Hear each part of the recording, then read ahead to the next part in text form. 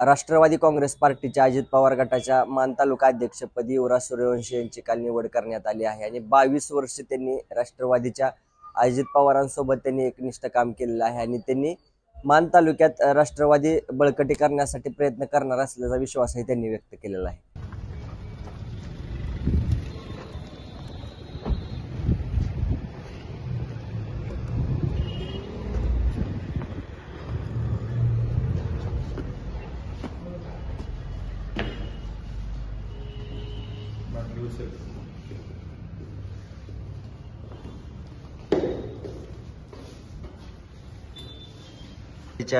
मान तालुका अध्यक्षपदी निवड झाली, काय भावना आहेत नक्की? या राज्याचे उपमुख्यमंत्री आमचे नेते आदरणीय अजितदादा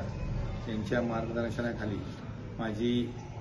मान तालुका राष्ट्रवादी काँग्रेस पार्टीची अध्यक्ष म्हणून निवड झालेली आहे। ही निवड होत असताना गेली 22 वर्ष अजितदादांच्यावर एकनिष्ठ म्हणून मी काम करतोय आणि हे काम करत असताना दादांनी एवढी मोठी जबाबदारी माझ्या आज पक्षवाढीच्या संदर्भात दिलेली आहे आणि ती मी या जिल्ह्याचे नेते माननीय मकरंद आबा पाटील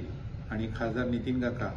यांच्या मार्गदर्शनाखाली निश्चितपणे मान तालुक्यात राष्ट्रवादी काँग्रेस पक्ष बळकटी करण्याच्या संदर्भात निश्चितपणे मी तसा प्रयत्न करेन आणि ते करत असताना या सर्व पक्षाच्या नेत्याचे आशीर्वाद मला याही पुढे या ठिकाणी मिळतील आणि त्या माध्यमातून सक्षमपणे पक्ष उभा करेन आणि लोकांचं काम करण्याचा निश्चितपणे मी या ठिकाणी लोकसभा निवडणुकीत आणि विधानसभा निवडणुकीत मान तालुक्यातील राष्ट्रवादीनं महाविकास आघाडीसोबत राहण्याचा निर्णय घेतला, परंतु तुम्ही महायुतीच्याच उमेदवाराचं काम केलं, काय सांगाल? मी सुरुवातीलाच लोकांना या येथील युतीच्या महायुतीच्या लोकांना आदरणीय खासदार असतील, या तालुक्याचे आमदार असतील यांच्याबरोबर थोडी चर्चा झाली आणि आम्ही त्यांना स्पष्ट सांगितले की अजितदादाचा निर्णय हा आमच्यासाठी अंतिम असेल। अजितदादांनी आम्हाला सूचना केल्या, त्या सूचनेनुसार आम्ही प्रामाणिकपणे युतीचं काम लोकसभेलाही केलं आणि विधानसभेलाही केलं आणि ते करत असताना आज आम्ही समन्वयातून युतीच्या माध्यमातून या भागात या तालुक्यात आपापला पक्ष वाढवण्याच्या दृष्टिकोनातून समन्वय राखून आम्ही निश्चितपणे याही पुढे या तालुक्याचा विकास कसा होईल, या गावाचा विकास कसा होईल या दृष्टिकोनातून आम्ही काम करणार आणि काम करत असताना आपापला पक्ष बळकट करण्यासाठी ज्या गोष्टी कराव्या लागतील त्या समन्वयानं आम्ही यापुढे। येत्या काळात स्थानिक स्वराज्य संस्थेच्या निवडणूक आहेत, म्हणजेच म्हसवड नगरपालिकेची निवडणूक लागते, काय परिस्थिती असेल अजितदादा गटाची? आम्ही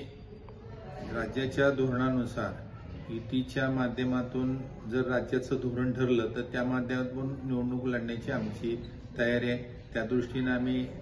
संबंधित आमच्या मित्रपक्षाशी आम्ही बोलणी करू,